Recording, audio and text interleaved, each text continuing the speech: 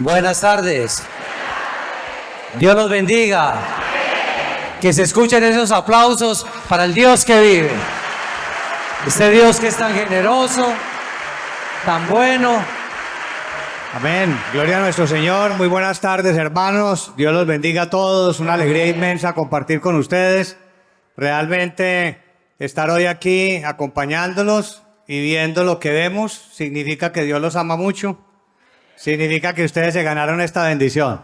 Como nos comentaban una hermana que nos encontramos ayer aquí en las calles de San Andrés, que se soñó hace 6 meses que veía llegar un buque aquí a San Andrés y que el buque lo comandaba.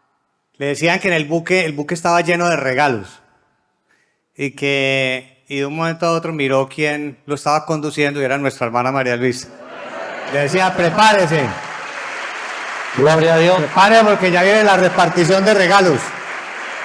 Como dice la Biblia, el repartimiento de los dones espirituales. Yo sé que ustedes aquí desean recibir el Espíritu Santo. Eso me dijo el hermano Marco ayer, que todos deseaban mucho lo espiritual. Dios hoy les va a dar esa bendición. Gloria al Señor. Bueno, bendito nuestro Dios. Gracias al Señor. El Señor mostró 3 revelaciones. Una, que la hermana María Luisa llegaba en un buque repartiendo regalos. La segunda, que la hermana María Luisa traía un panal de miel.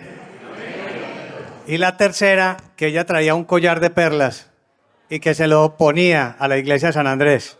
Eso es lo que vamos a disfrutar ahora. Nuestra hermana María Luisa con nosotros. Gloria a Dios. Dios los bendiga a todos.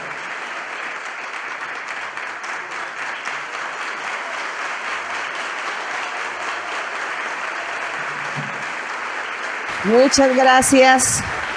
Muy buenas tardes, hermanos, hermanas, aquí de San Andrés Isla, Colombia, y también todas las visitas, los acompañantes y los que vienen de otros departamentos. Pueden sentarse, hermanos. Vamos aquí rápidamente a leer el Salmo 100. Y yo no sé si ustedes sabían que hoy se hace íbamos a hacer estudio bíblico, que es preguntas. Las preguntas de ustedes, si vinieron preparados, porque eso es lo que ayuda a edificar nuestra vida espiritual. Y leamos aquí rápidamente en el Salmo 100, que dice lo siguiente. Dice, cantad alegres a Dios, habitante de toda la tierra, servid a Jehová con alegría, venid ante su presencia con regocijo. Estos versos deben quedar en nuestra alma, en nuestro corazón, en nuestro ser.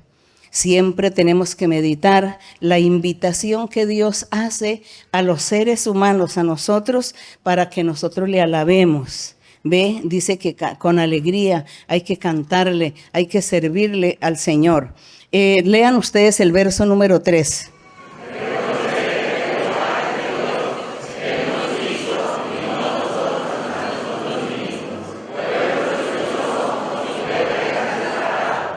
El 4, entrad por sus puertas con acción de gracias, por sus atrios con alabanza, alabadle, bendecid su nombre. Mire esa invitación, miren este salmo, muy hermoso. Qué bueno sería memorizarlo y cada vez que nosotros estemos alabando al Señor, entonces nosotros repetimos todas estas palabras hermosas. Miren el verso 5, leámoslo todos. Dice, porque Jehová es bueno, para siempre es su misericordia. Gloria a nuestro Dios. ¿Ve? El Señor duró más o menos aquí casi como 50 años para cumplir las promesas de dar un templo en propiedad aquí.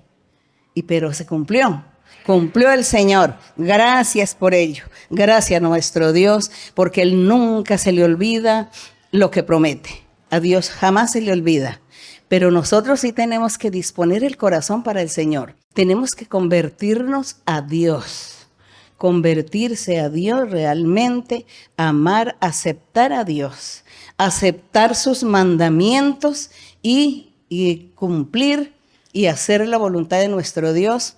Eso es lo que hace que nosotros en la vida después triunfemos, seamos felices, que Dios nos respalde, que Dios nos bendiga, nos ayuda, nos guarda, nos abre puertas Dios entonces nos cumple lo que nos promete pronto, hace muchas maravillas en nuestro ser. Pero la conversión a Dios es interesante, es importante. Sin ello, pues no vamos a tener nada de parte de nuestro Dios. Entonces, hay que buscar los dones espirituales, hay que buscar el bautismo con el Espíritu Santo y permitir que Dios venga a morar en nuestro corazón, a morar en nuestro ser, a morar en nuestra vida. Continuamente leer la Biblia. Hay que leer la Biblia constantemente y hay que alabar al Señor y cantarle a Dios. Al Señor le gusta que se le cante en himnos, se le cante en coros. Eso le gusta a nuestro Dios. Usted haga eso con todo su corazón y verá cómo va a sentir la presencia de Dios en su vida. Y también las bendiciones del Señor no se van a demorar, no se tardarán tanto en venir a sus vidas. Y vamos a las preguntas y con esas preguntas vamos a honrar a Dios y también vamos a edificar nuestra vida espiritual y la vida espiritual de los demás. Así que vamos aquí, este video de hoy va a ir por todo el mundo, por más de 60 países va a ir por allá por Europa, va a estar en el Japón, va a estar en Filipinas, en la China, por allá en África, por allá va a ir el video hoy y los van a ver a ustedes también allá. Entonces ellos van a oír de ustedes las preguntas que van a hacer el día de hoy y se van a dar cuenta que ustedes también aman a Dios aquí en este rinconcito del mundo. Bueno, hermanos, entonces vamos a dar inicio a las preguntas del día de hoy. Buenas tardes, hermana María Luisa. Bienvenida sea usted y su comitiva. En esta tarde, hermana, quisiera realizar una pregunta en el libro de Judas, versículo 9.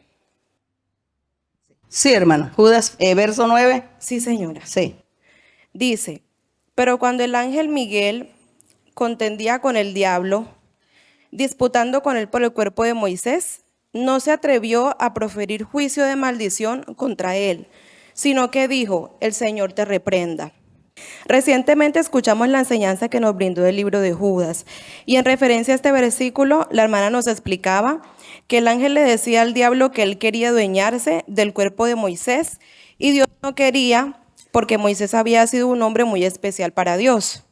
Hace unos días, hermana, vimos una noticia de la fundadora de una religión cuyo cuerpo fue exhumado después de 4 años de fallecida, encontrándolo sin estado de descomposición, por lo que algunos feligreses fueron a conocer y tocar el cuerpo muerto, fomentándose la idolatría. Hermana, mi pregunta es la siguiente. ¿Es posible que el diablo haya querido hacer algo similar con el cuerpo de Moisés? No, simplemente que el diablo lo que sí quiso con Moisés fue trastornarlo y en el último momento ponerle muchas trampas a él, ponerlo a contender, a contender contra él para que Moisés le fallara a Dios. Y como Dios no quería que Moisés viera muerte, entonces el diablo sí quiso como quitarle la vida a Moisés como para llevarle la contraria a Dios, porque el diablo sabía o se daba cuenta que Moisés no iba a morir, sino que Dios lo iba a desaparecer. Entonces se ve que con estos versos se ve que el diablo sí estuvo luchando por ir en contra de Moisés, hacerle mal, hacerle daño, quitarle la vida, que se muriera, a que él muriera. Entonces, por eso dice que él no pudo contra ese cuerpo de Moisés, luchó con él. ¿Por qué dice el cuerpo de Moisés? Sí, porque realmente el espíritu, el alma, la conciencia, la personalidad del ser nunca muere. Muere la materia, pero la personalidad sigue viviendo, el espíritu sigue viviendo. Dice que el espíritu fue dado por Dios. En el momento de la concepción, el espíritu lo da Dios y dice que ese espíritu, cuando la persona muere, físicamente su cuerpo muere, el espíritu nuevamente va a la presencia de Dios porque fue Dios quien lo dio. Y eso pues sucedía. Entonces Dios no quería tampoco que la parte física de Moisés muriera, sino como desaparecerlo, como para que eso fue lo que hizo Dios, lo desapareció y los hijos de Israel no vieron el cuerpo de Moisés para haberle hecho un sepelio, para haberle hecho un funeral. Entonces el diablo sí luchó, era como para quitarle la vida y decir, mire, este lo maté. O se mató él solito, o él se suicidó, o yo le di muerte, o mandé a alguien que fuera y le diera muerte, y murió. Entonces el diablo luchó fue contra eso. El diablo le faltó ese respeto a Dios y quiso ser osado con estas cosas. Entonces dice que había un ángel que no permitía estas cosas y luchó contra el diablo y no lo permitió. Pero aquí lo que quería resaltar era que ese ángel no quiso enjuiciar al diablo, juzgarlo, condenarlo. Dice que ese ángel respetó y le dijo que sea Dios quien te reprenda. Era destacando aquí el apóstol Judas en este capítulo, destacando que se había levantado en el mundo muchos hombres engañadores, falsos profetas, falsos maestros, que se habían levantado y que estaban inventando religiones, inventando creencias y juzgando también y condenando a la gente. Y dice que eso de juzgar y condenar le pertenece a Dios, no al ser humano. Por eso él da todos los ejemplos de los personajes que se rebelaron contra Dios y que fue el Dios mismo quien los juzgó, los condenó. Entonces da todos los ejemplos y entre eso dio el ejemplo de lo que le sucedió a Moisés, que se ve cómo el diablo atentó contra la vida de él para él poder adueñarse de ese cuerpo físico o esa materia y decir, bueno, yo le di muerte a Moisés, Dios no quería darle muerte, sino que se desapareciera, pero mire que yo sí lo maté, el diablo quería. Entonces dice que el ángel que luchaba para proteger y guardar a Moisés, dice que él no juzgó al diablo, sino que él le dijo, Dios te reprenda, Dios te juzgue, Dios te castigue, Dios te condene. Eso fue lo que él quiso dar a entender ahí. Pero, claro, nosotros decimos, ¿pero qué fue lo que sucedió? ¿Cuál era la lucha del ángel contra el diablo por el cuerpo de Moisés? Era el cuerpo físico que el diablo estaba luchando, pero era la muerte de Moisés, porque él no vio muerte, Dios lo desapareció. Entonces, esas fueron las luchas, lo que hubo ahí. Bien, seguimos adelante. Muy buenas tardes, hermana, que el Señor la bendiga.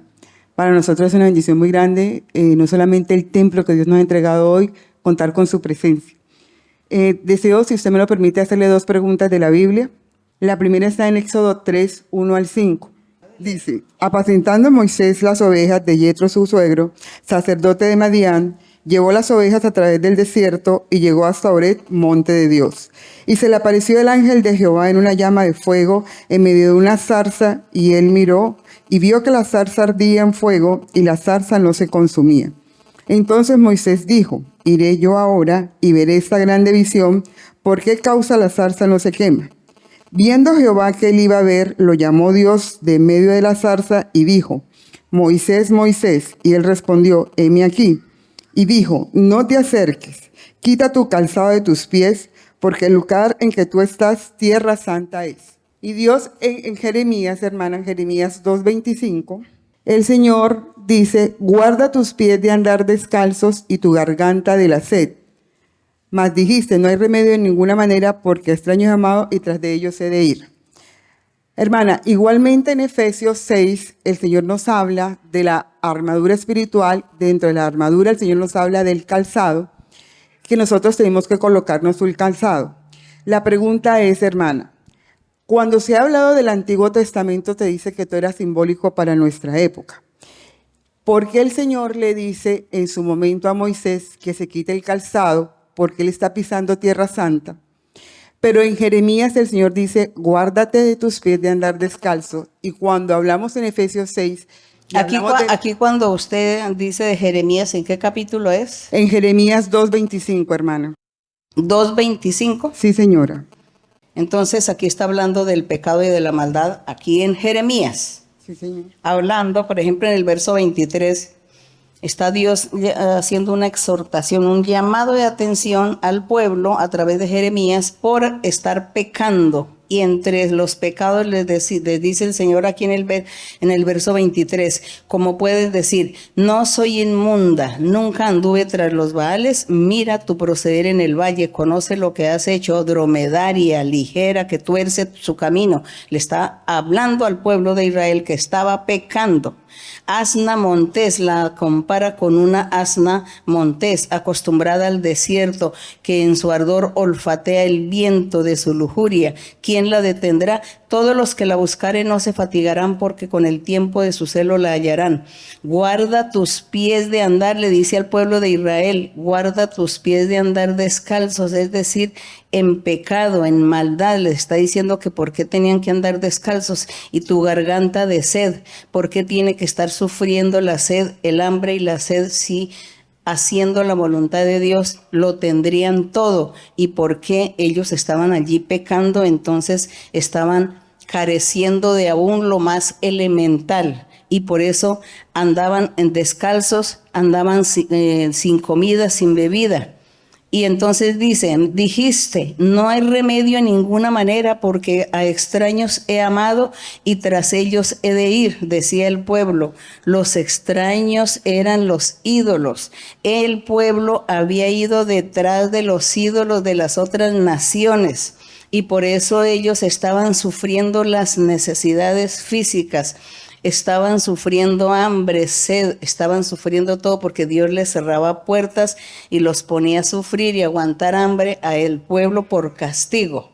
Entonces el Señor les decía, ustedes deberían de andar bien, no andar descalzos, no, anden con sus zapatos. Eso es muy diferente a lo que se leyó en Moisés. En Moisés, cuando él vio la zarza, era Dios manifestándose ahí en ese momento, y cuando Moisés se acerca, entonces el Señor le dice, esa tierra que estás pisando es santa, quítate los zapatos, porque con tus zapatos va a contaminar, se puede decir, a manchar este lugar tan santo, tan santo. Eso es muy distinto. Aquí, cuando en Jeremías les está hablando que por qué andan descalzos, hablaba ya de las cosas materiales y de la escasez por ser idólatras. En Moisés, en la zarza, sí, él tenía que quitarse eso, porque él estaba ahí pisando, que Dios estaba ahí manifestándose en ese momento, y por eso le dijo, quita tus zapatos, porque ahí estoy yo. Entonces tú tienes que ser muy reverente y quitarte y limpiarte. En esa época la gente tenía que lavarse, tenía que cambiarse de ropa cuando iban a celebrar una fiesta para nuestro Dios, cuando iban a hacer algo para Dios, a celebrar la Pascua. Ellos dicen que se tenían que cambiar de ropa cuando se tenían que purificar. Cuando Dios iba a hacer un milagro a través de Moisés, le decía al pueblo, dígale que se santifique, y el pueblo que se santifique. Y la santificación era que tenían que bañarse y cambiarse de ropa y ponerse en ropa limpia. Esa era la santificación. Entonces, por eso es que cuando Moisés hizo el milagro de salir agua de la roca, Moisés no le dijo al pueblo que se santificara, sino que hizo el milagro, y el pueblo no se había santificado, no se habían bañado ni se habían cambiado de ropa. Entonces Dios se enojó con Moisés por estas cosas también, pero es porque Moisés también ya estaba muy presionado por el pueblo, que lo estaban obligando a hacer muchas cosas. Entonces, ahí en esa época la santificación era esa, el santificarse era esa. Entonces, por eso el Señor le dijo a Moisés, quita el calzado de tus pies, por no haberle dicho también, tienes que ir a bañarte y cambiarte de ropa y luego vienes aquí. Pero solo le dijo, quítate los zapatos, con eso es suficiente, porque aquí es un lugar santo. Aquí en Jeremías lo que estamos leyendo son los pecados de Israel, que Dios le habla aquí a través de Jeremías a este pueblo, que por ellos andar tras de la idolatría de todas las naciones, estaban aguantando hambre, estaban sedientos, estaban sufriendo muchas necesidades, y por esa causa, que es ya aparte. Ahora sí, hermana, dice usted en Efesios. No, sí, o sea, yo la pregunta también iba dirigida, la diferencia que había en la época de Moisés, cuando el Señor habla en Jeremías. Pero está muy interesante, hermana, eso, digamos, porque ahora en Efesios también habla de la armadura de Dios, y habla en Efesios 6. Eso. Entonces aquí en Efesios 6, que ya es la obra del Espíritu Santo, que ya no estamos en la materia como en la antigüedad del pueblo de Israel, que todo era material, todo era físico. En Efesios estamos viviendo ya la era espiritual, donde ya todo es simbólico, metafórico, alegórico, espiritual. Efesios 6, 10. Sí, señora. 15. Entonces dice el Señor, pónganse la armadura de Dios. Todos tienen que andar como un soldado de Jesucristo con su armadura, porque tienen que pelear contra el diablo, y como buen soldado de Jesucristo usted tiene que tener la armadura para cuando venga el diablo con su ejército también a pelear contra ustedes, ustedes estén armados y puedan enfrentar al enemigo. Pero entonces las armas no son físicas, ni es que hay que disparar con las ametralladoras, ni con los fusiles, todas aquellas cosas, ni las flechas, sino que ya era en el sentido espiritual nuestra armadura. Ya no es tirándole piedra a una persona, un cuchillo, haciendo verter sangre, ya no es la pelea, sino ya es vivir la santidad, confiar en Dios, tener los dones, tener el poder de Dios, tener el respaldo de Dios, tener todo eso en nosotros, que todo eso es una figura en nuestro cuerpo. Tener la fe, la seguridad. Entonces, por eso dice, vístanse con la armadura para que peleen contra el diablo, porque cada día ustedes tienen una lucha contra el diablo. Ya no es una lucha contra un ser humano, sino contra el mismo diablo, contra las potestades de las tinieblas espirituales, dicen, huestes espirituales de maldad en regiones celestes. Entonces dice, esa es la lucha que ustedes tendrán. Por tanto, ustedes tienen que, en el verso 13, tener la armadura puesta. ¿Cuál es la armadura puesta? Ciñan vuestros lomos con la verdad de Dios, la doctrina, la verdad de Dios, el camino verdadero del Señor. Vístase con coraza de justicia. Calcen sus pies con el evangelio. Es decir, ustedes tienen que tener la doctrina del evangelio verdadero del Señor. ¿Cuál es el evangelio verdadero del Señor? El evangelio es aquel que dice que Jesucristo es el Hijo de Dios, que Jesucristo es Dios y que Jesucristo es el único camino que lleva a vida eterna. Ese es el evangelio. Cuando usted tiene convicción y seguridad de estas cosas, de estos conocimientos, sus pies están calzados en el sentido espiritual, porque está en una batalla como un soldado. Entonces tiene sus botas de hierro o de lo que sean, firmes las botas ahí para luchar contra el enemigo. Entonces ahí está, y también dice que en la cabeza, dice, en la mano tiene que llevar un escudo para defenderse, que es la fe, la confianza en el Señor es nuestro escudo. El diablo viene contra nosotros y yo confío en el Señor que Él me ayudará. Ese es mi escudo, con eso es que me defiendo, pero físicamente el escudo es algo, una cosa física aquí que los soldados ponen así para que no les caiga pues el peligro, lo que sea, la bala o lo que sea, o la flecha. Entonces, toda esta armadura, y dice que aquí en la cabeza un yelmo y toda una armadura, como si fuera un soldado, como si fuera un guerrero, pero esa armadura es espiritual, y resulta que esa armadura es la confianza y lo que tenemos de Dios en nuestro corazón. Si tenemos a Dios en nuestro corazón, estamos vestidos con esa armadura y todos los días estamos luchando contra el enemigo. Es eso. Entonces vean la diferencia de estos tres versos que según el contexto, según la época, porque Antiguo Testamento una época y aquí en el Nuevo Testamento vivir en el Espíritu es otra época. Entonces nosotros entramos a analizar y a interpretar la palabra del Señor perfectamente y no nos vamos a equivocar, no vamos a torcer nada ni nos vamos a confundir. Entonces es eso. No sé, hermana, si tenga nueva inquietud. Tengo otra pregunta, hermana. Sí, hermana. De Samuel 24:10. Segunda de Samuel 24. Sí, hermana, puede leer. Dice, después que David hubo censado al pueblo, le pesó en su corazón y dijo, David a Jehová, yo he pecado gravemente por haber hecho esto, mas ahora, oh Jehová, te ruego que quites el pecado de tu siervo, porque yo he hecho muy neciamente. Cuando esto ocurrió, hermana, se sabe que fue porque Dios lo instó a raíz del pecado del pueblo. La pregunta va dirigida a lo siguiente, hermana. Hoy en día se enseña acerca de las iglesias, hablamos de que cuando no hay crecimiento en los creyentes y cuando aún no hay dones espirituales, ¿cierto? Se entiende que casi toda la responsabilidad recae sobre el predicador, ¿cierto? Pero ¿qué sucede, digamos, de pronto con los hermanos que tienen los dones espirituales y no ayudan a los creyentes, a los otros creyentes a alcanzar lo espiritual? Yo siento personalmente que es una responsabilidad muy grande, que esa responsabilidad se centre solo sobre el predicador o en su defecto, hermana, en usted como líder mundial de la iglesia, porque nosotros vemos que el Señor en Jeremías habla de que cada persona llevará su propio pecado, ¿cierto? Su propia culpa, que Dios no le va a cobrar a otro por la culpa de otro. Entonces, ¿qué clase de pecado que el pueblo haga, por decirlo de alguna manera, el Señor entraría a cobrar de pronto al predicador o de pronto pues al líder de la iglesia? ¿Qué clase de... Bueno, hermano.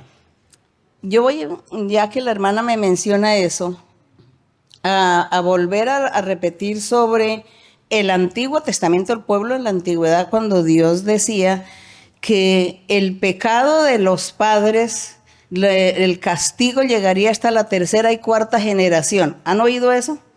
Llegará el castigo hasta la tercera y hasta la cuarta generación de sus hijos llegará la maldición.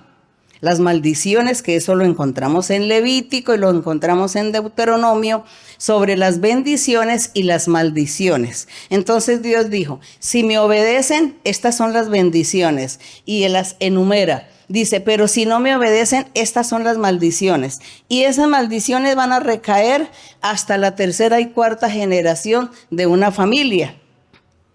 Y sucede que cuando llegaba la cuarta generación, en que Dios iba a castigar a ellos porque un hombre pecó. Entonces los hijos, los nietos, los bisnietos, los tataranietos, entonces ellos reciben el castigo. Llega esa cuarta generación, Dios los castiga, pero a esa cuarta generación también se les habla de Dios, se les habla de los mandamientos de Dios y ellos toman decisiones si obedecen el camino del Señor o no. Si ellos toman la decisión de obedecer el camino de Dios, pues son castigados por el pecado que cometió su bisabuelo, su tatarabuelo. Reciben el castigo, pero ya de ahí en adelante ellos están como obedeciendo a Dios, como sometiéndose a Dios, entonces ya no hay una cuarta generación de ellos que sea castigado. Pero eso nunca sucedió. Eso era lo que se esperaba, pero nunca sucedió. Sucedió que cuando llegó la cuarta generación, esos también le fallaron a Dios. Y Dios entonces también venía la maldición contra ellos sobre la cuarta generación. Así sucesivamente el mundo, la humanidad se ha dado. Por eso es que el pecado y por eso es que la maldad y el castigo que Dios ha dado a la gente desde el principio ha sido una constante, porque las maldiciones han sido generación tras generación por causa de la desobediencia, que cada cuarta generación pues ha pecado, entonces ellos reciben también la maldición. Y hasta el día de hoy yo enseñaba, hubo un estudio bíblico que di, que enseñaba que hasta el día de hoy, aún nosotros, cuando llegamos aquí a esta congregación, al conocimiento de Dios, nosotros llegamos con muchas maldiciones. Pero Dios, ¿qué hizo? Dormir esas maldiciones, aliviar un poco la carga, quitar eso de nosotros, darnos un poco de paz, un poco de tranquilidad, que eso es lo que yo creo que ustedes han experimentado.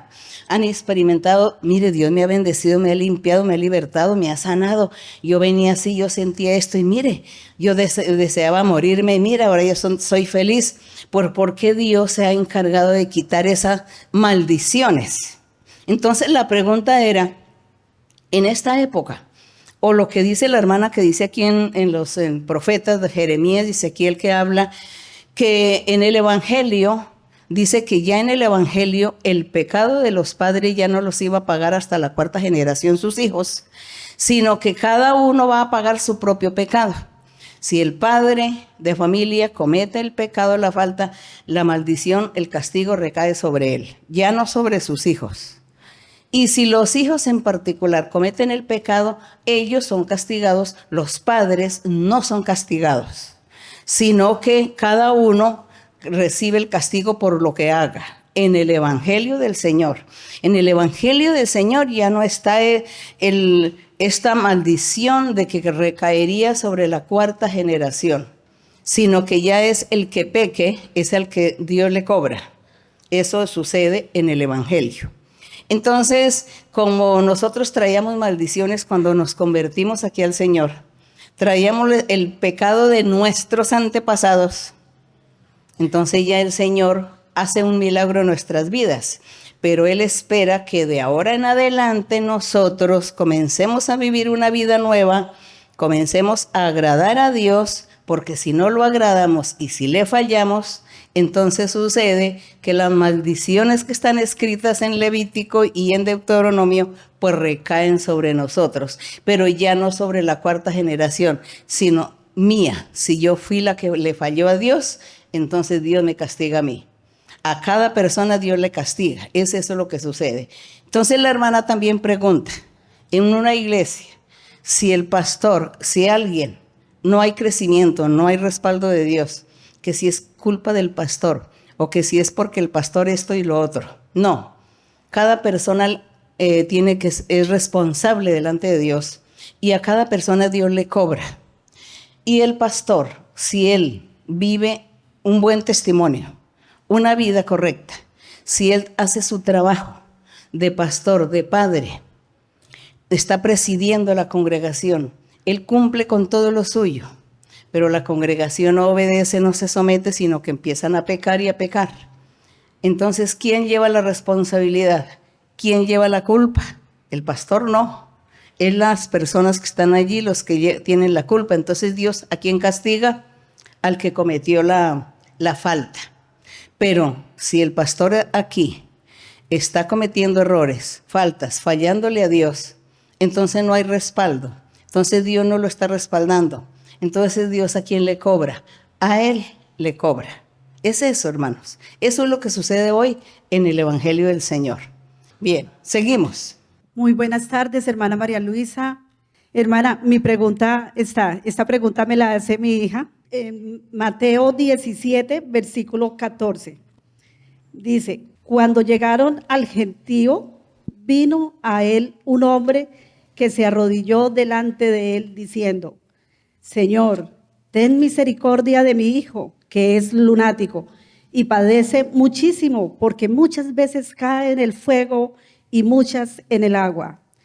Y lo he traído a tus discípulos, pero no le han podido sanar. Respondiendo Jesús dijo, oh generación incrédula y perversa, ¿hasta cuándo he de estar con vosotros?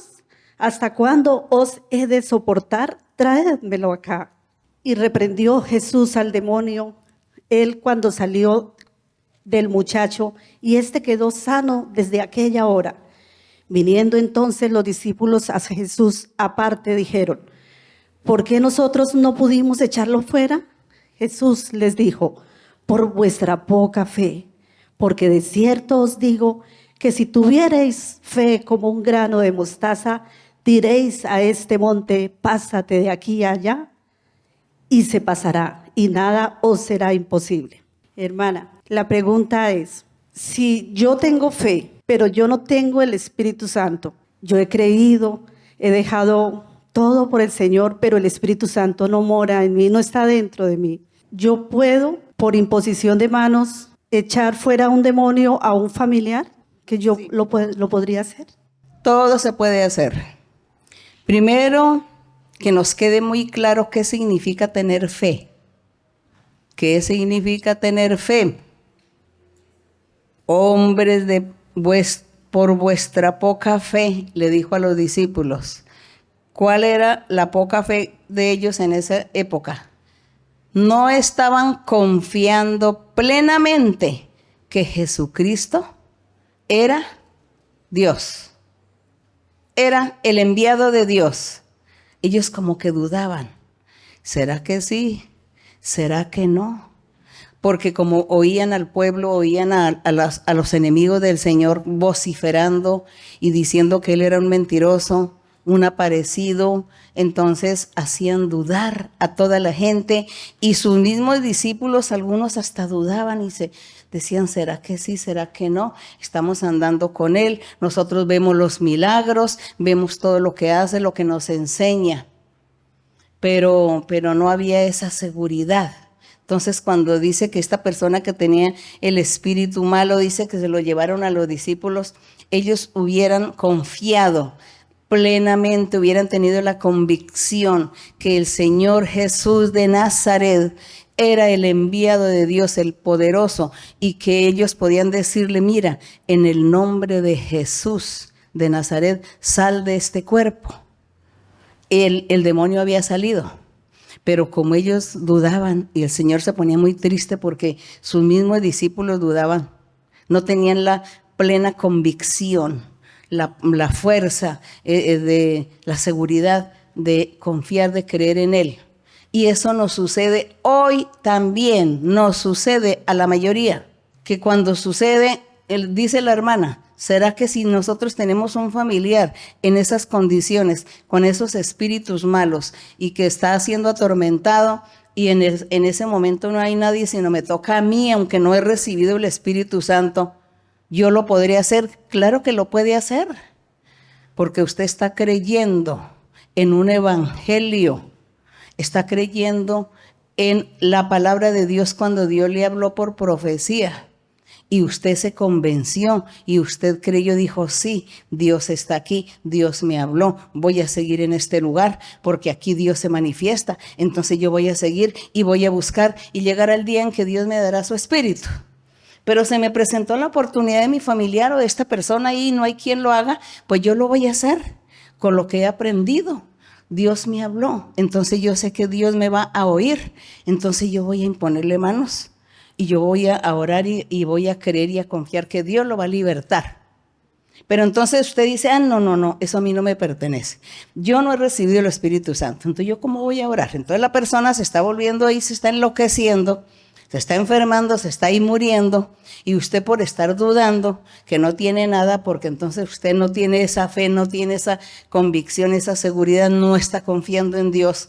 Entonces dice, no es que tiene que ser el pastor, es que hay que llevarlo para la iglesia para que el pastor sea, o para que el que profetiza ore, o la que profetiza ore, porque yo no. Entonces el Señor no le va a agradar ese comportamiento suyo, esa actitud suya. El Señor espera que sea usted mismo, dígale, Señor, de lo que yo he visto en la iglesia, tú me llevaste y yo estoy convencido que tú te manifiestas y que tú nos oyes, Señor, yo voy a imponerle manos y tú me oirás y tú tendrás misericordia, porque al fin y al cabo el poder es tuyo. Pero yo lo voy a hacer con esa convicción y con esa seguridad de que tú eres, Señor. Entonces tú lo vas a libertar y yo sigo mi camino. Sigo buscando los dones, sigo buscando el bautismo con el Espíritu Santo, sigo adelante. Entre tanto, lo que se presenta en mi camino aquí, de ponerle manos a alguien con emergencia, porque es una emergencia, pues hay que hacerlo. Eso hay que hacerlo. Y no vamos a desconfiar, ni nos vamos a sentir menos, a subestimar. Es que yo no soy nada, es que yo no soy nadie, yo no tengo nada. No.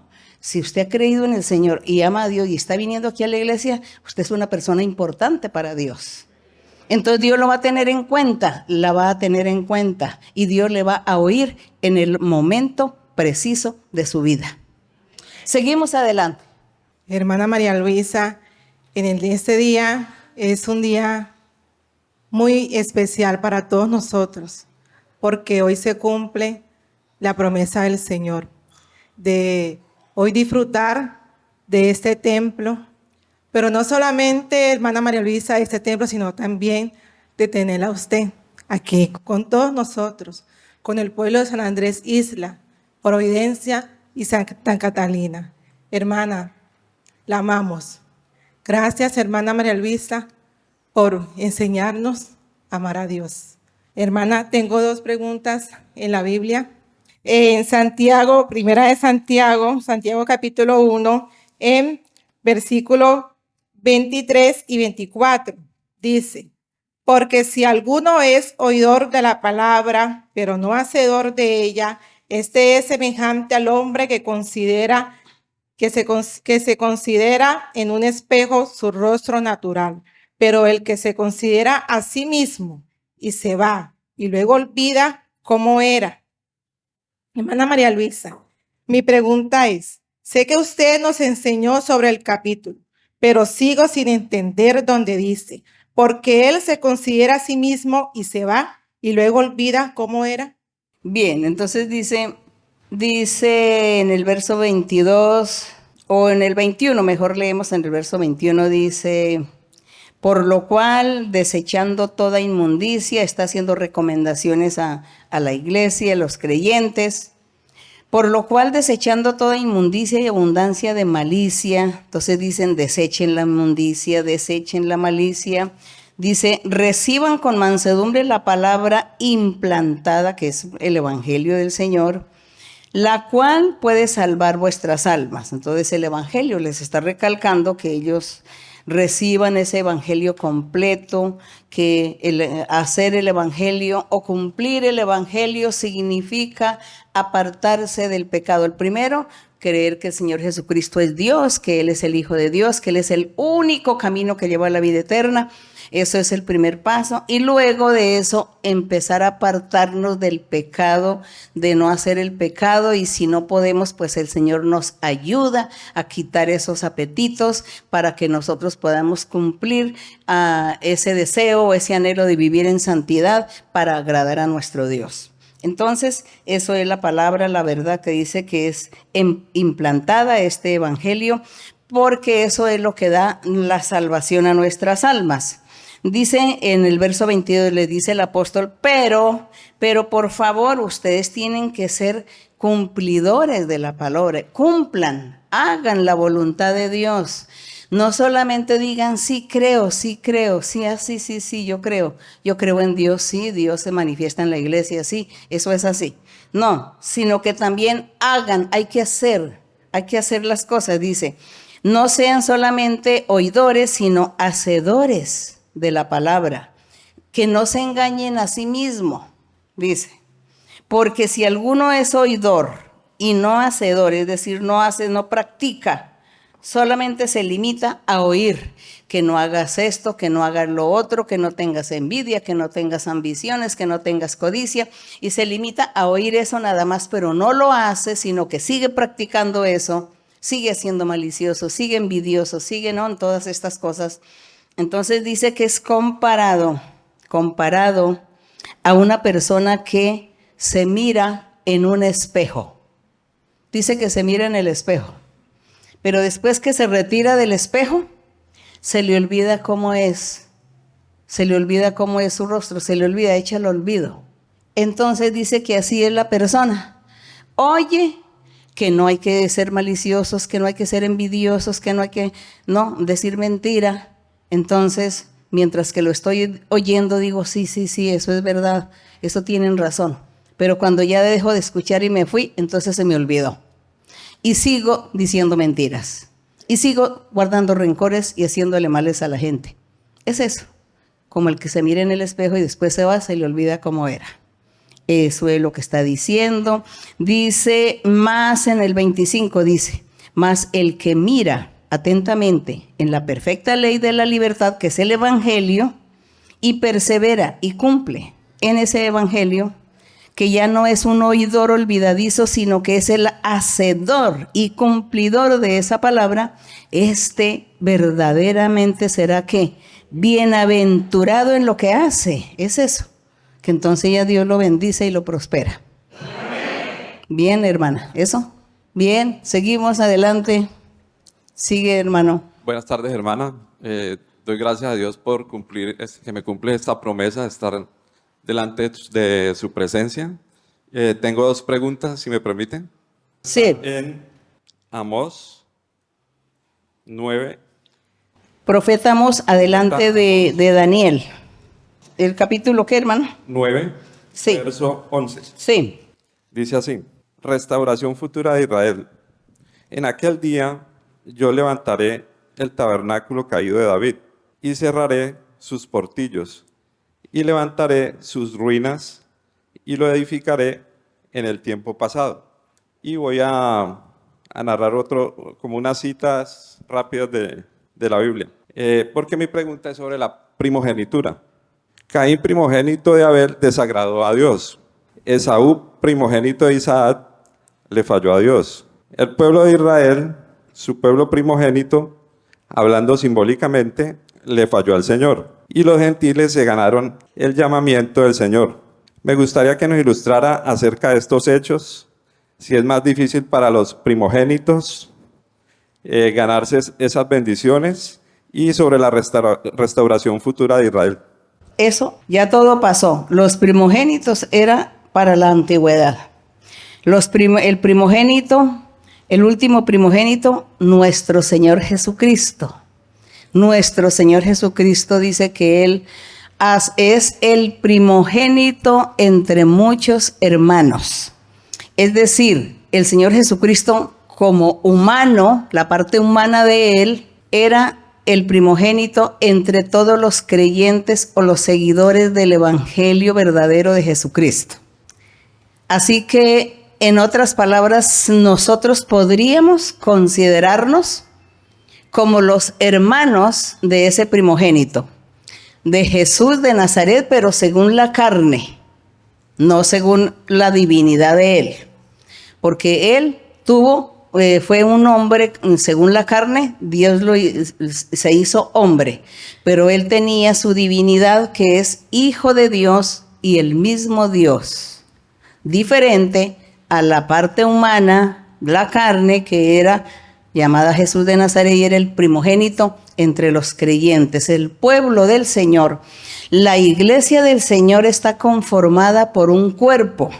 Ese cuerpo tiene cabeza. Dice que es una cabeza y un cuerpo.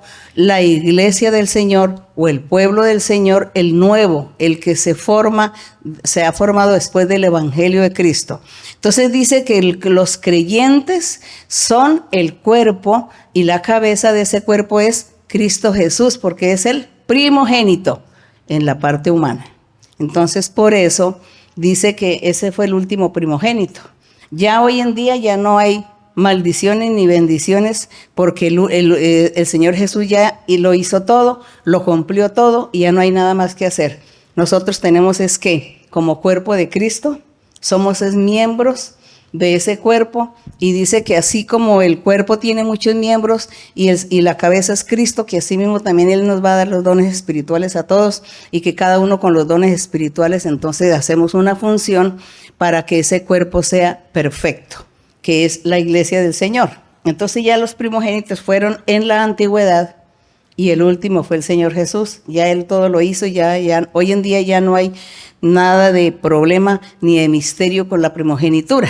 Ya las familias, ya la gente, ya eso ya son cosas materiales. Dios ya no pone atención a eso de la primogenitura hoy en día en la iglesia, los creyentes, todos son iguales para Dios.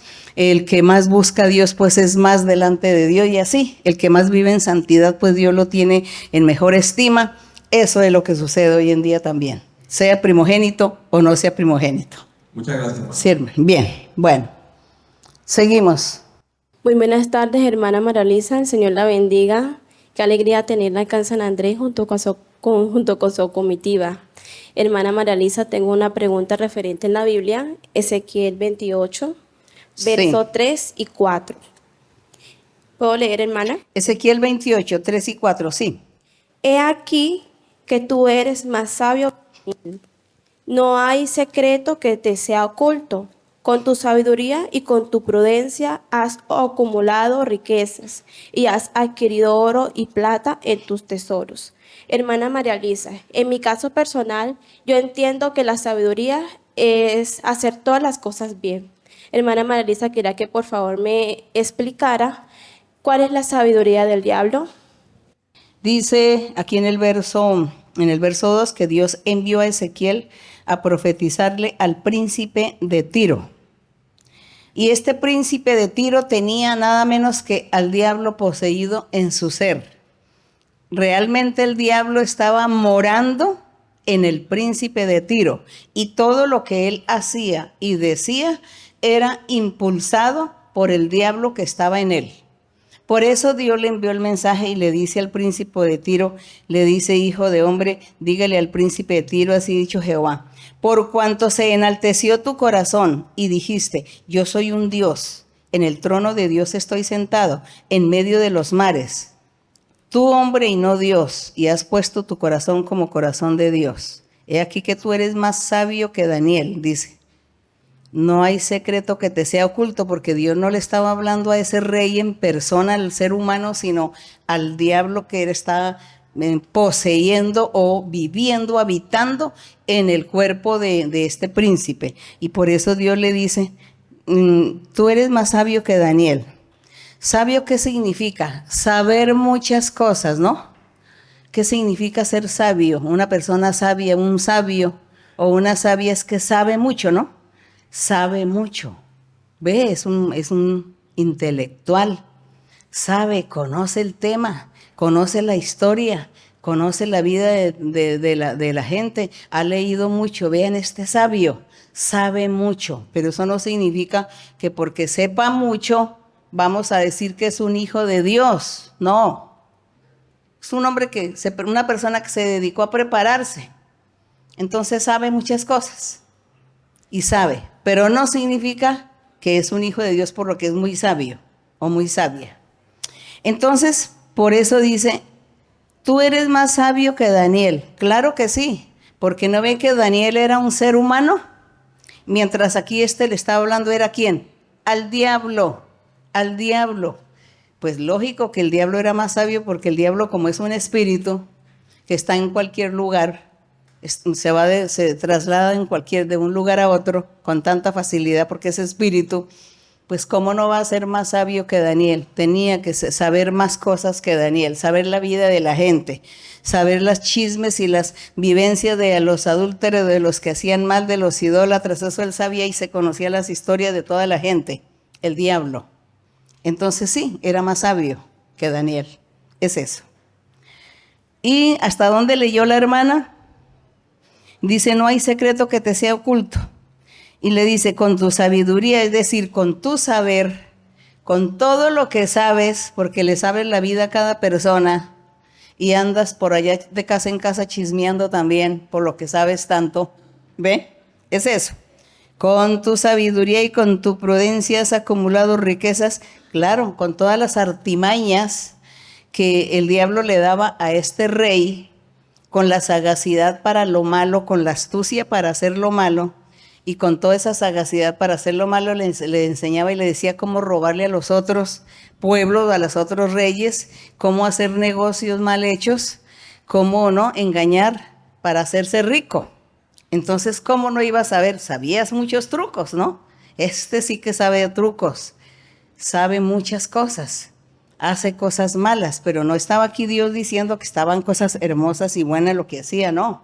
Simplemente que era sagaz y todo lo que sabía era para hacer lo malo y enriquecerse. Entonces, por eso le está diciendo. Entonces la hermana pregunta, ahora sí viene su pregunta, que usted pensaba que es que aquí no estamos hablando, digamos, de la sabiduría, de aquella sabiduría que Dios dice que nosotros le pidamos a Dios. El Señor nos dice, pide sabiduría, ¿pero para qué? Para conocer el Evangelio, para conocer la doctrina verdadera del Señor, para conocer lo bueno, lo justo, lo recto. Entonces le decimos, Señor, dame sabiduría. ¿Para qué? Pues es que yo quiero conocer tu doctrina a la perfección. Pero Señor, dame sabiduría. ¿Pero para qué quiere la sabiduría? Señor, yo tengo una empresa.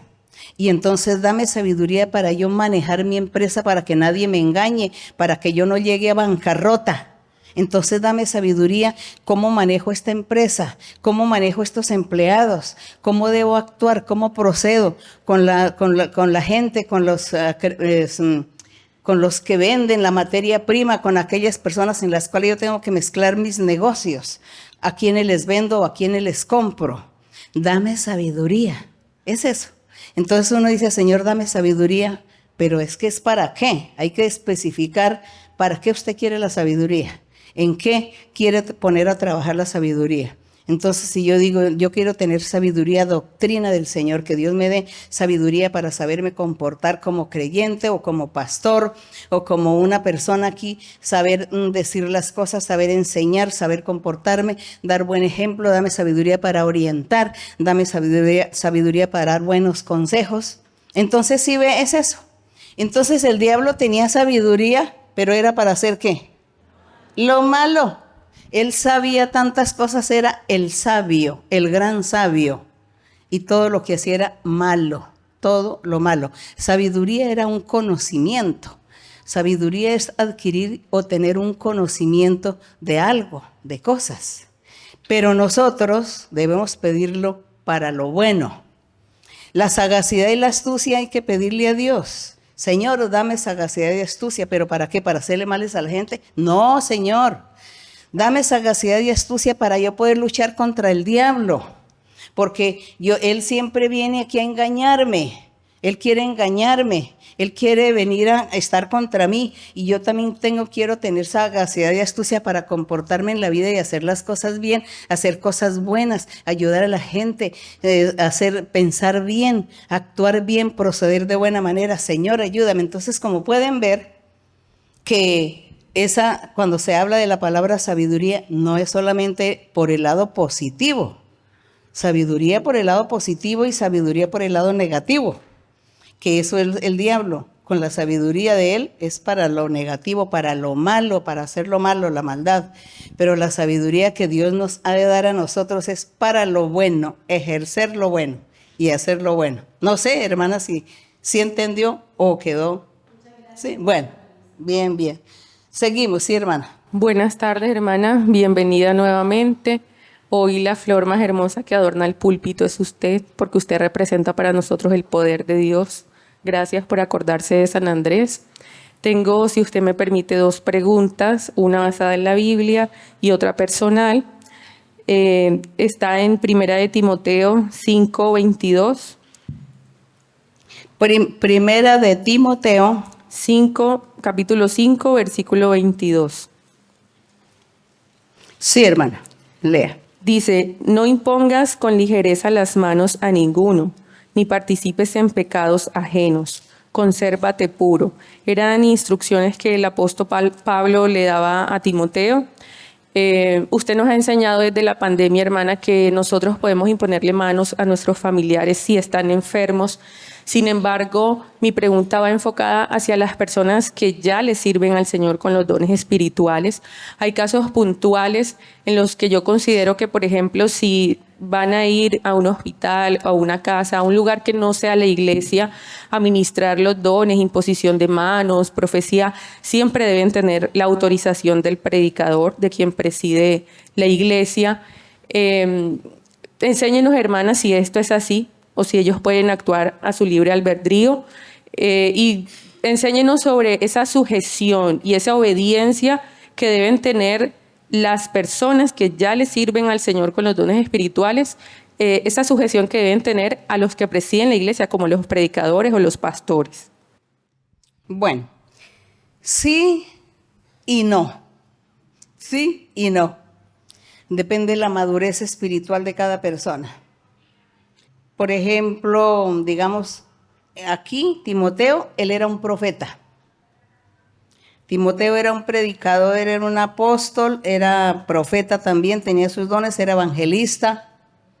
Y él tenía toda la autoridad. Él no tenía que pedir permiso en la iglesia al pastor para imponer manos o para orar por alguien afuera, en un hospital o en la calle o en algún lugar donde se fuera necesario que habría que orar. Entonces él, en su madurez espiritual, él medía y decía, sí puedo orar, no debo hacerlo, no es el momento, voy a esperar después, esta persona no lo merece, a esta persona no puedo ahora orar por él, ¿no? Entonces ahí está la madurez espiritual. Pero si hay un creyente que no tiene esa madurez espiritual, digo yo, estos dones de ser profeta, de ser evangelista, entonces la persona es un creyente ha estado en la iglesia, Dios le ha prometido, te voy a dar el don de imposición de manos, te voy a dar el don de sanidad, en fin, tú vas a estar imponiendo manos, le hace promesas. Sucede que en su vivienda, con su familia, resulta que se enfermó alguien de su familiar y está grave o le dio un ataque, bueno, se está ahí muriendo, entonces la persona, ¿qué hace?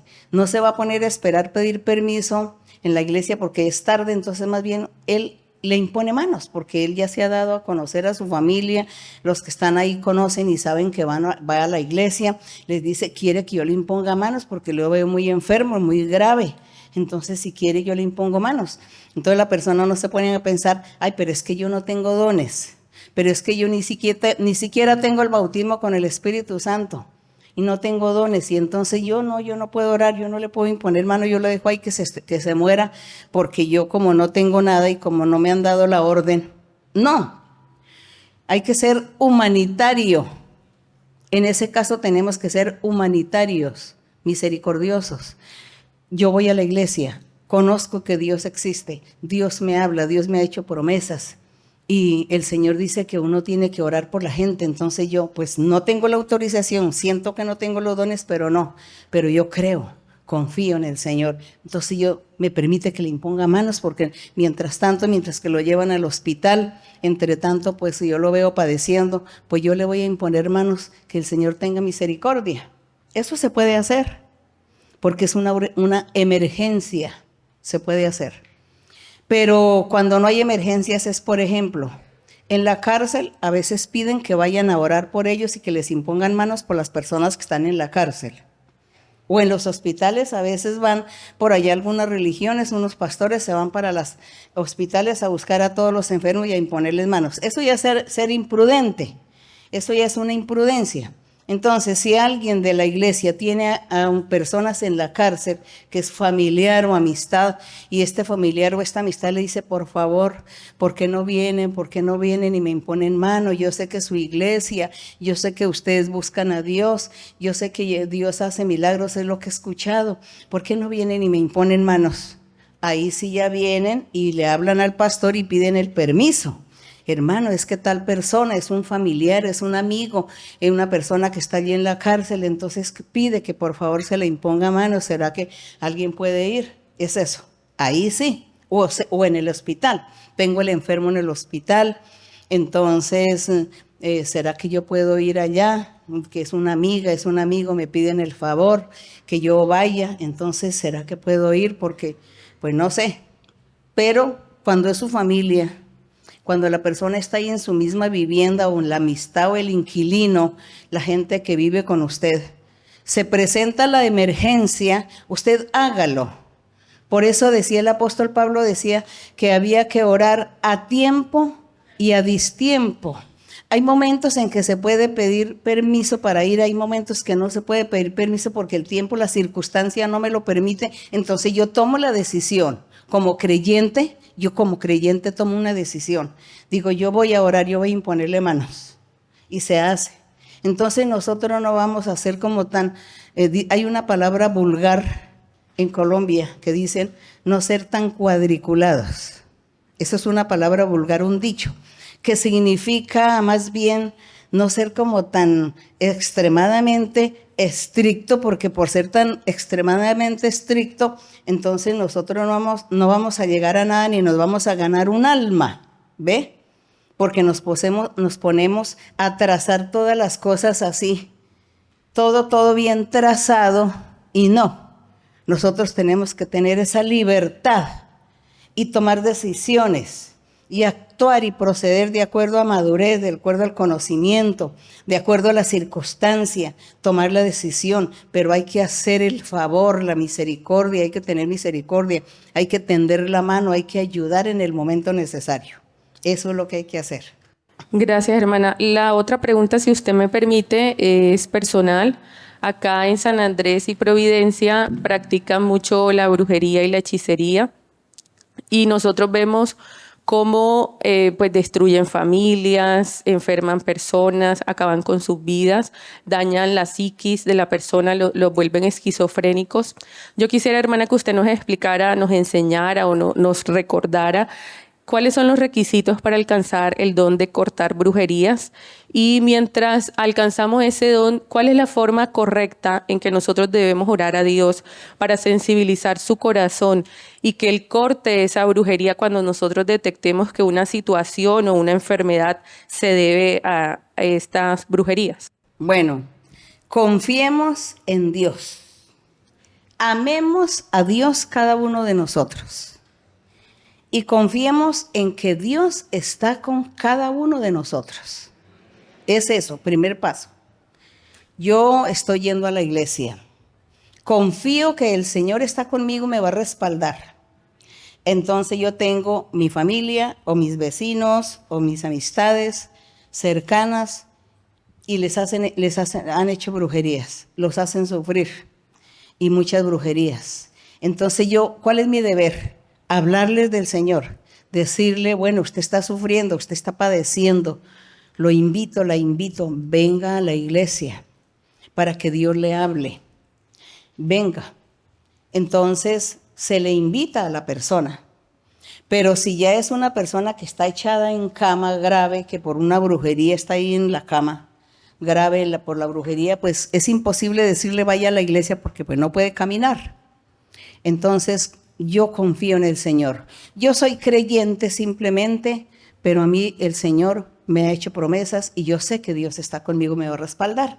Entonces yo voy a orar por esta persona.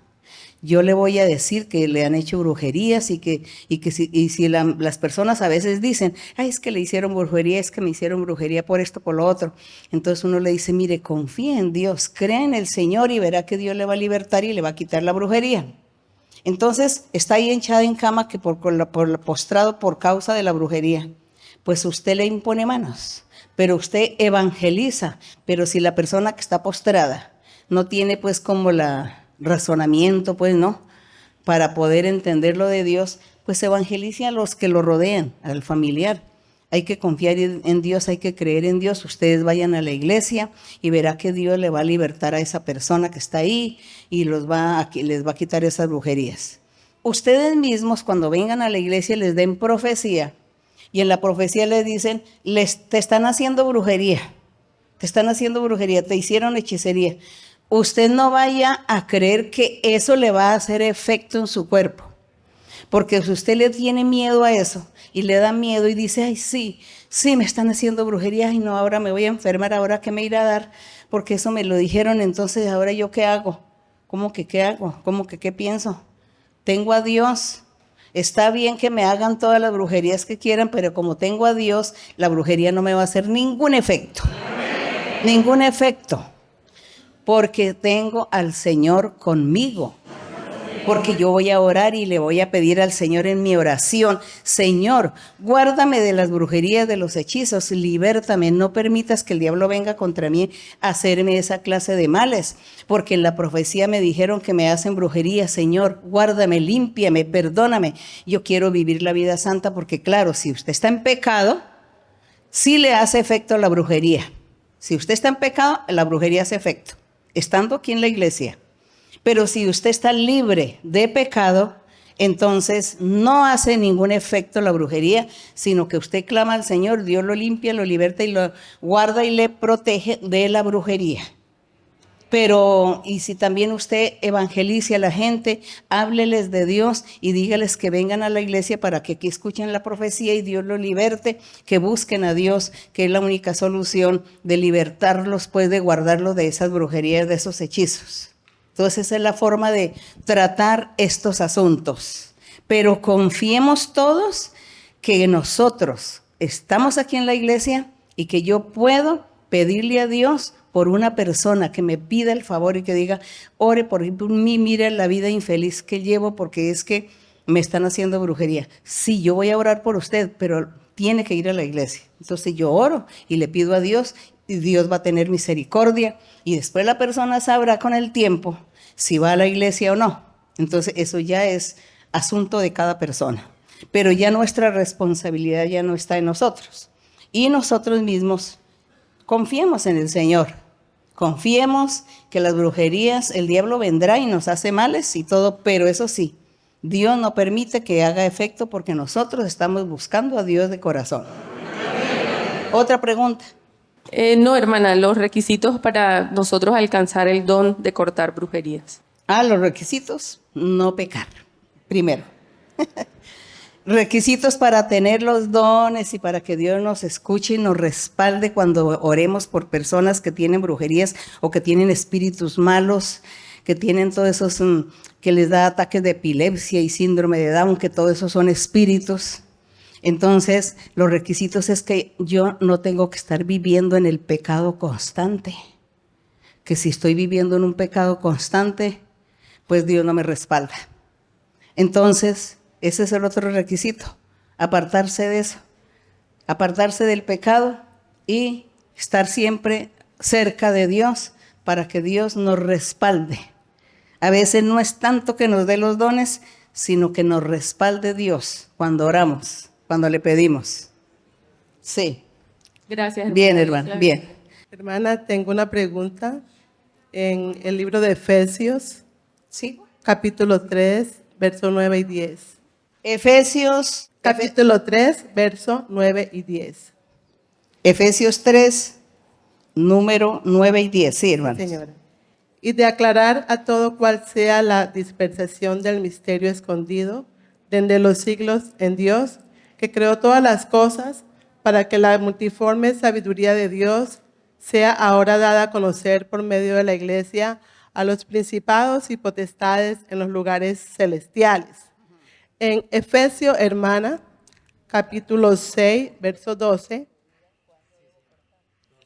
también dice, porque no tenemos lucha contra sangre y carne, sino contra principados, contra potestades, contra los gobernadores de las tinieblas de este siglo, contra huestes espirituales de maldad en las regiones celestes.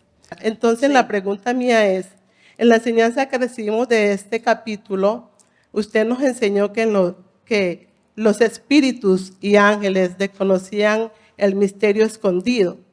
Hermana María Luisa, ¿podría ser esta la razón por la Pero ¿cuál es el misterio escondido? el Evangelio, nuestro Señor Jesucristo? Sí, señora. Entonces, acá dice, hermana María Luisa, ¿podría ser esta la razón por la cual en el Antiguo Testamento no se mencionaba sobre la lucha contra estos principados y potestades? Es que en el Antiguo Testamento todo era físico material, aunque el diablo era el que entraba. En el Antiguo Testamento también estaban los espíritus, estaba el diablo y los espíritus trabajando en la gente. Tenemos el ejemplo de lo que acabamos de leer con el rey, con este príncipe, Ciro, que era el diablo el que estaba viviendo en él, habitando en él y hacía todo lo que el diablo lo incitaba para ir contra el pueblo de Israel. Y en la antigüedad pues también los espíritus malos entraban y poseían a las personas y hacían todo lo malo, pero Dios no tomaba eso en cuenta. Dios quería era que la persona como humana tenía que enfrentarse y hacer las cosas, obedecer, someterse a los mandamientos, someterse a los reglamentos, a la palabra, a los mandatos. Tenía que someterse cada persona. Pero entonces Dios no veía que el diablo y los demonios sí estaban con toda la gente haciéndolos que desobedecieran y que no le hagan, o no le amen a Dios, no respeten, no valoren. Pero Dios les decía a ellos era que lucharan humanamente, que eso fue lo que falló. Falló esa lucha humana, material, física en el pueblo de Israel en la antigüedad. Por eso ya después del Señor Jesucristo dijo, ya no es la lucha humana, física, porque eso no dio buenos resultados. Ahora la lucha es espiritual y por eso está diciendo que no tenemos lucha contra seres humanos, sino contra los principados y las potestades de las tinieblas, que es el diablo y todos sus demonios. Es la lucha que ya tenemos espiritual. Sin embargo, ustedes pueden notar que los demonios poseen los cuerpos de las personas, hombres o mujeres, poseen a los gobiernos, poseen a toda la gente en el mundo, a todos los gremios, poseen los demonios y los hacen hablar, los hacen actuar, los hacen hacer cosas desagradables para que el pueblo sufra, para que la gente entre en guerra, las naciones entren en guerra. Entonces vemos eso, los espíritus ahí que son los que poseen a la gente.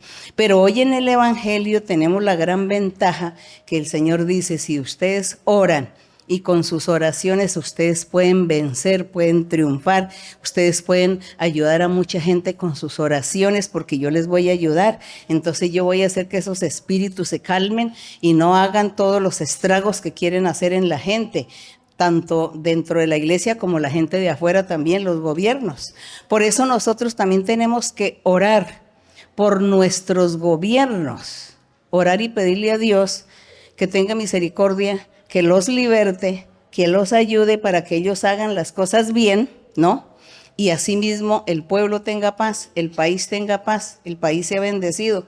Y que Dios les dé también sabiduría a esos gobiernos para que no vayan a prohibir que se predique la palabra de Dios, que no vayan a prohibir la religión, que no vayan a hacer todas esas cosas. Nosotros tenemos que orar y pedirle al Señor, porque todos esos espíritus están ahí trabajando dentro de la iglesia y afuera en el mundo. Están allá, cada uno hace lo que quiere. Entonces nosotros ya sabemos y conocemos que el diablo está detrás de todo, pero la gente de afuera del mundo desconoce la realidad.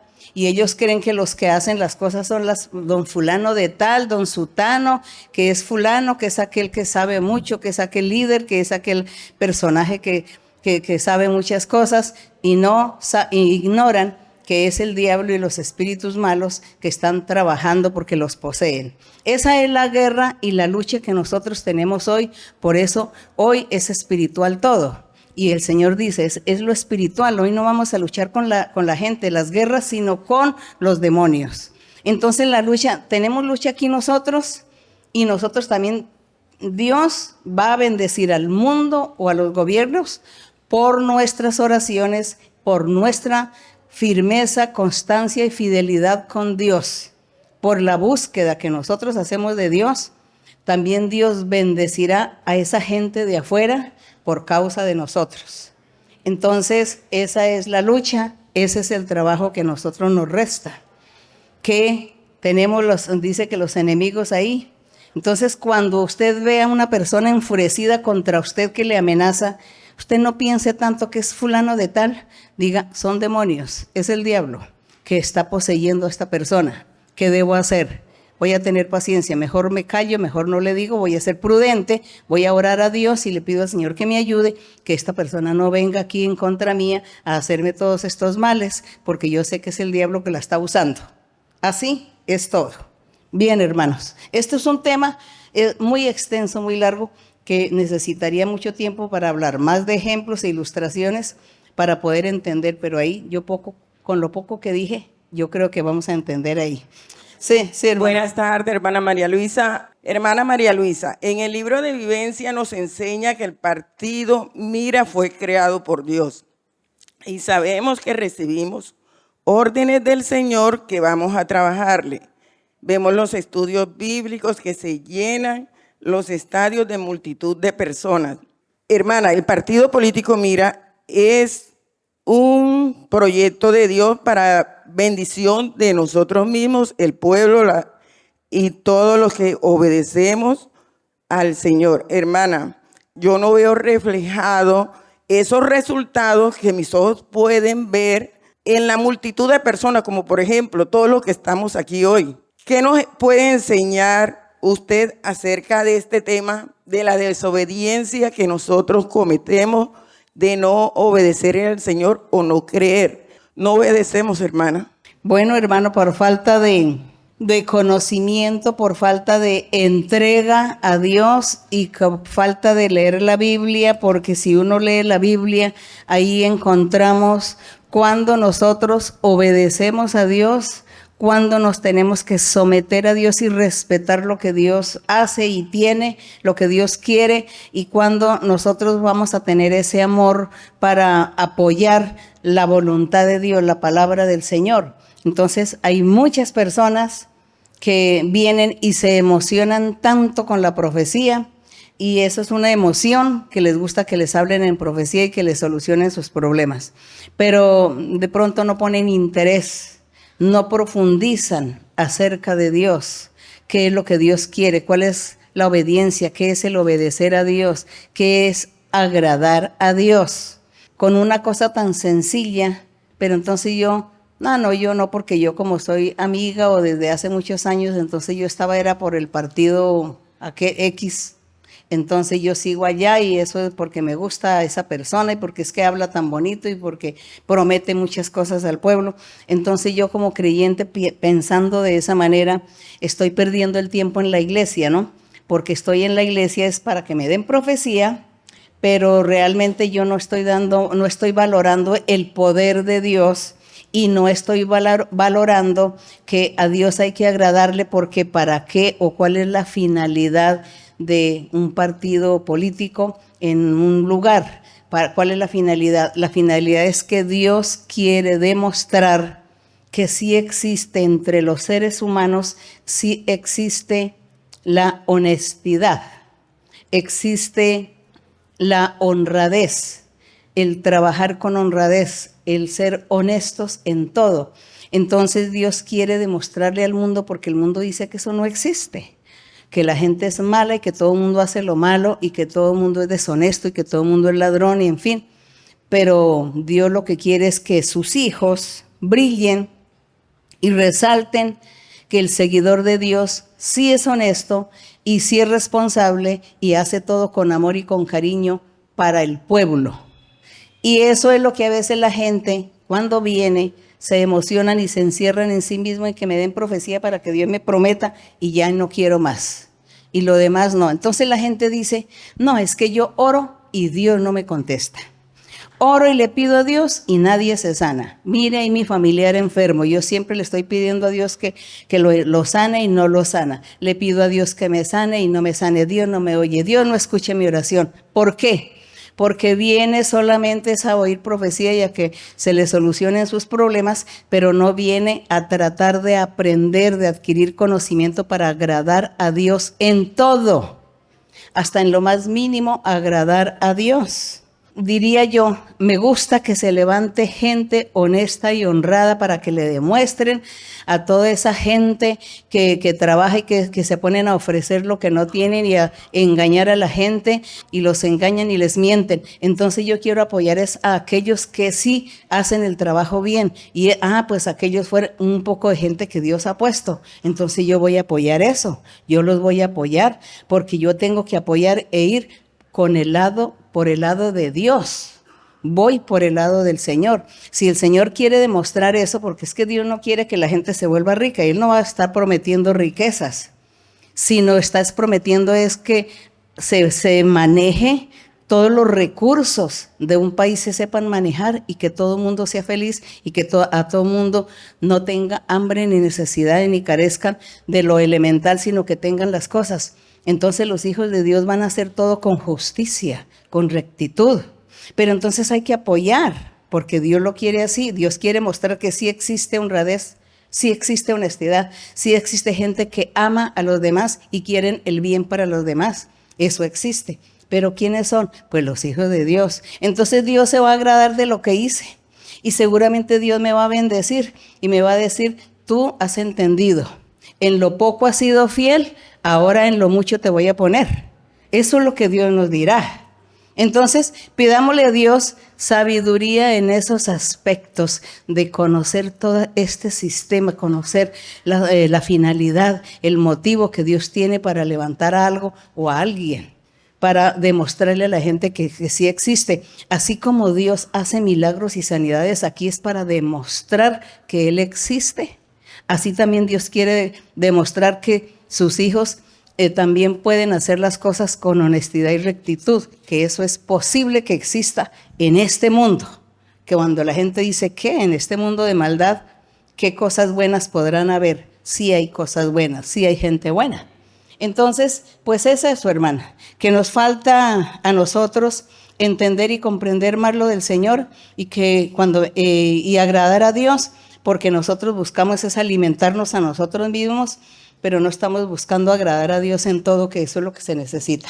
Entonces, pues vamos los que entendamos, a orar y a pedirle a Dios por las personas que entiendan, que comprendan qué es la finalidad de un asunto, la finalidad de lo que Dios quiere, el objetivo principal de lo que Dios quiere cuando Él quiere respaldar ciertas cosas materiales de la vida y sobre todo en la parte de gobierno. Entonces, eso están en la parte de gobierno, se necesita gente honesta, gente que ame al pueblo, gente que sepa gobernar, que sepa hacer bien las cosas. Eso es lo que se necesita. Pero nosotros no vemos eso hoy en los gobiernos. Vemos es que cada uno busca lo suyo y busca estar allá en lo alto y nada más. El pueblo que se muera de hambre, el pueblo que sufra, el pueblo que esté comiendo polvo o que esté durmiendo debajo de un árbol. Es eso la mayoría de gobiernos. Entonces le pedimos al Señor, Señor, levante hombres y mujeres que sepan gobernar y que realmente el pueblo no se aflija y no viva triste y que también conozcan que Dios existe. Esa es nuestra lucha, ese es nuestro objetivo, nuestra finalidad, porque eso es lo que Dios quiere mostrarnos a nosotros y al mundo también. Entonces, seguramente que Dios quiere bendecir de pronto un país por ahora. Bueno, allí en Colombia, pues ha permitido Dios estas cosas. Han habido muchas bendiciones, han habido triunfos, la mano de Dios ha estado manifestando hermoso. Entonces yo invito a que toda la gente reciba y participe de esas bendiciones de Dios y que valoren a nuestro Dios y valoren lo que Él hace y lo que Él dispone. Es eso. Gracias. Bien, hermanos, entonces vamos a orar a nuestro Dios, a despedirnos.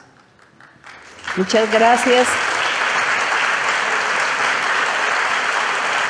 Vamos a orar al Señor y a pedirle a nuestro Dios que envíe el Espíritu Santo, que envíe dones espirituales y que envíe mucha sabiduría para entender tantas cosas, no solamente la doctrina del Señor, sino entender también lo que Dios quiere y nosotros apoyar la voluntad y los mandatos de Dios, lo divino. Apoyarlo, pero que nosotros lo hagamos con conocimiento, con puro conocimiento. Y de esa manera, pues Dios nos ayudará. Cualquier persona que tenga duda o que no esté de acuerdo, simplemente ore al Señor y pídale que le revele.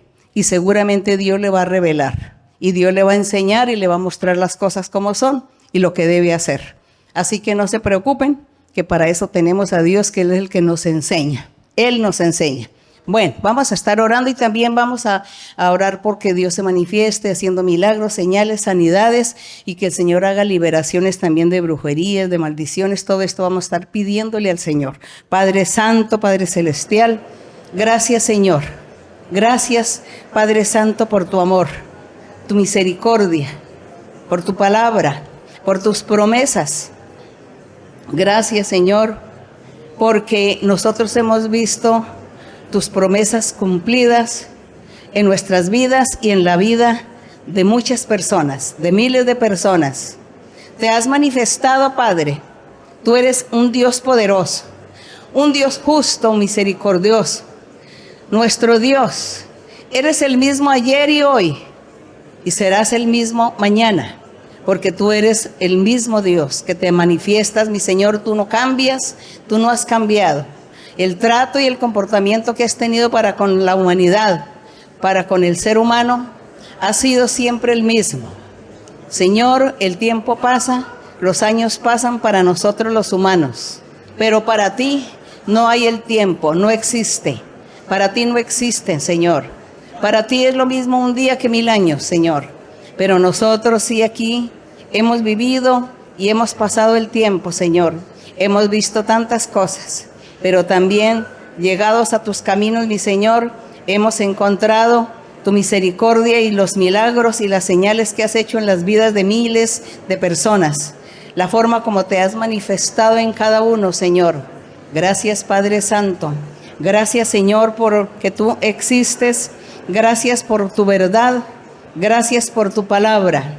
Te pido, mi Señor, que en este momento extiendas tu mano poderosa sobre todas las personas que están aquí y todas aquellas personas que han de ver este video.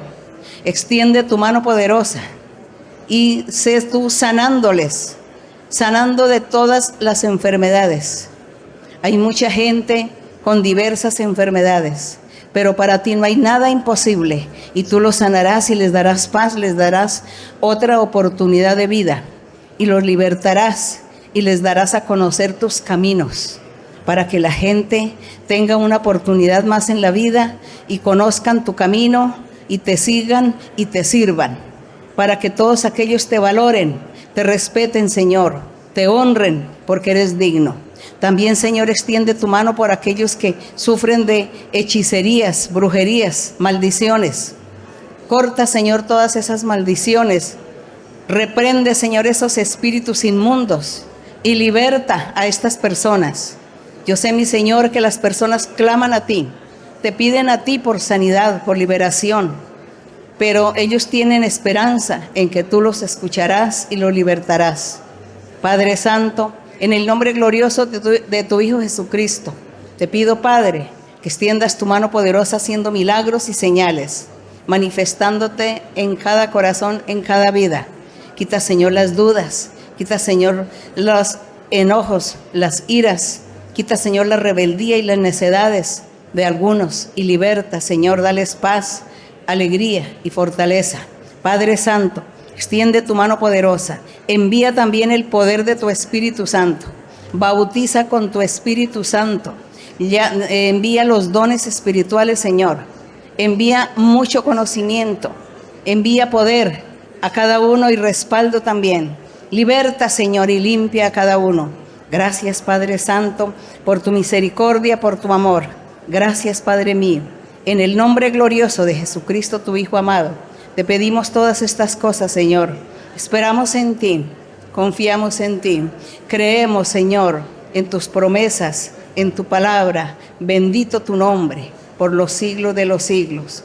Alabado seas para siempre, glorificado tu nombre. Gracias, Señor, gracias, eterno Dios, poderoso, las alabanzas, la honra para ti. Gloria, mi Señor y Dios todopoderoso. Así que muchas gracias a ustedes, queridos hermanos y hermanas aquí de la isla, los que viven acá, y también los que vinieron de lejos a visitar. Así que nos vamos con un gran entusiasmo, que el Señor nos dé sabiduría y conocimiento en su palabra, que nos dé los dones, que nos dé respaldo también para cuando nosotros oremos por la gente y les impongamos manos, que el Señor nos respalde. Amén. Y usted siga buscando la llenura del Espíritu del Señor. Amén. Siga buscando el bautismo con el Espíritu Santo. Muchas gracias y que Dios les bendiga, y será que hasta pronto, hasta cuando el Señor me permita nuevamente estar con ustedes. Muchas gracias. Gracias.